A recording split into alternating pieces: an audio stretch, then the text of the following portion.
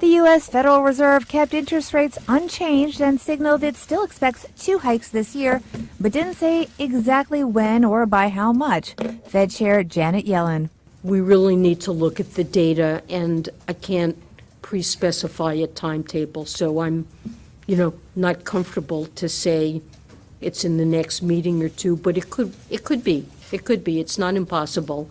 It's not impossible that by July, for example, we would see data that led us to believe that we're in a perfectly fine course and that data was an aberration and other concerns would have passed. Yellen mentioned recent disappointing data like the jobs report, but said it is important not to overreact to 1 or 2 monthly readings.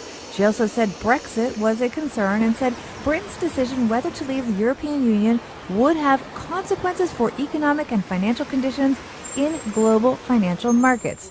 Stephen Rasciuto, chief economist at Mizuho, says making any rate hike this year would be a mistake. I don't think they should do anything. Let's be 100% honest. I think, again, they want to do something so badly like they did in December. It was a bad move in December. And if they go again in July, which is the likely date, it'll be another bad move.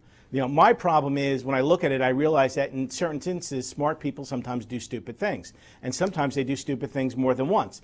And I think December was a bad thing. And I think if they followed through in July, it would be another bad thing. The data doesn't justify it. And in fact, despite Chair Yellen's generally optimistic tone, the Fed lowered its economic growth forecast for this year and next.